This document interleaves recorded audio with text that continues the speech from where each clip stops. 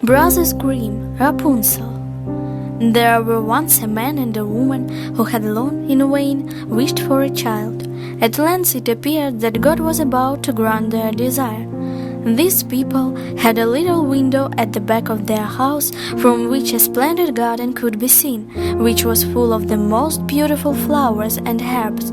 It was, however, surrounded by a high wall, and no one dared to go into it, because it belonged to an enchantress who had great power and was dreaded by all the world.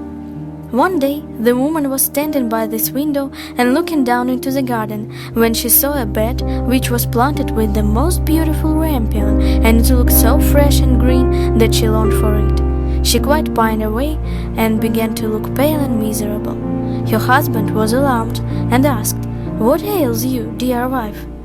"Ah," she replied, "if I can't eat some of the rampion which is in the garden behind our house, I shall die." The man who loved her thought, "Sooner than let your wife die, bring her some of the rampion yourself, let it cost what it will." At twilight he clambered down over the wall into the garden of the enchantress, hastily clutched a handful of rampion and took it to his wife. She at once made herself a salad of it and ate it greedily. It tasted so good to her, so very good, that the next day she longed for it 3 times as much as before. If he was to have any rest, her husband knew he must once more descend into the garden. Therefore, in the gloom of evening, he let himself down again. But when he had clambered down the wall, he was terribly afraid, for he saw the enchantress standing before him. "How can you dare," said she with angry look, "descend into my garden and steal my rampion like a thief? You shall suffer for it." "Ah," answered he, "let mercy take the place of justice. I only made up my mind to do it out of necessity. My wife saw your rampion from the window and felt such a longing for it that she would have died if she had not got some to eat." The enchantress allowed her anger to be softened and said to him, "If the case be as you say, I will allow you to take away with you as much rampion as you will. Only I make one condition. You must give me the child which your wife will bring into the world. It shall be well treated, and I will care for it like a mother." The man in his terror consented to everything. When the woman was brought to bed, the enchantress appeared at once, gave the child the name of Rapunzel, and took her away with her. Rapunzel grew into the most beautiful child under the sun. When she was 12 years old, the enchantress shut her into a tower in the middle of a forest. The tower had neither stairs nor door, but near the top was a little window. When the enchantress wanted to go in, she placed herself beneath it and cried, "Rapunzel, Rapunzel, let down your hair to me." Rapunzel had magnificent long hair, fine as spun gold, and when she heard the voice of the enchantress, she unfastened her braided tresses, wound them round one of the hooks of the window above, and then the hair fell 20 ells down, and the enchantress climbed up by it. After a year or 2, it came to pass that the king's son rode through the forest and passed by the tower. Then he heard a song, which was so charming that he stood still and listened. It was Rapunzel, who in her solitude passed her time in letting her sweet voice resound.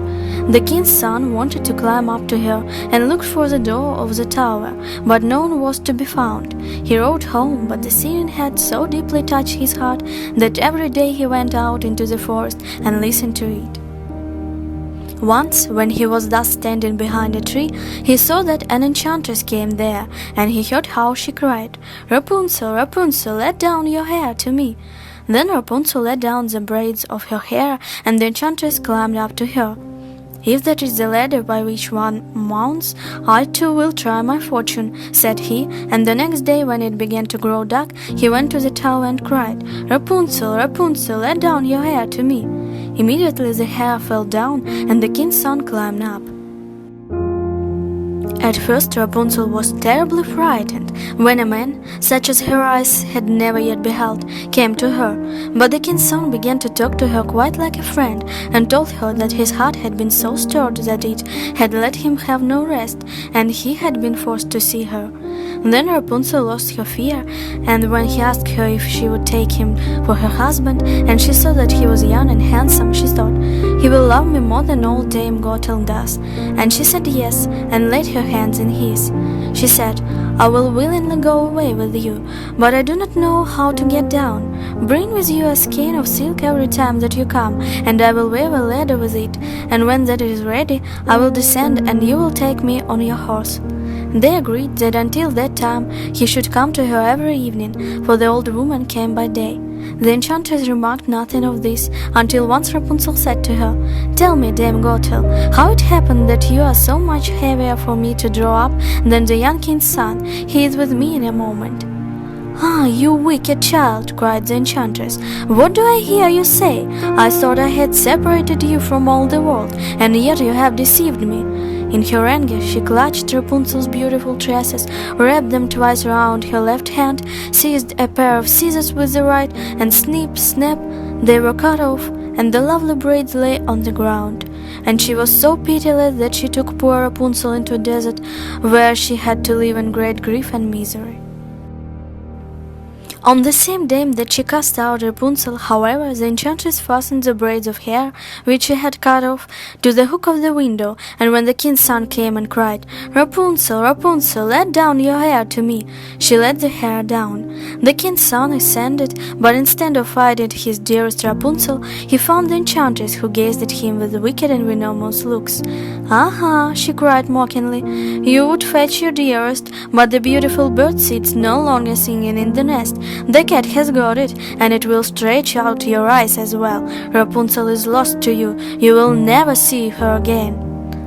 The king's son was beside himself with pain, and in his despair he leapt down from the tower. He escaped with his life, but the thorns into which he fell pierced his eyes.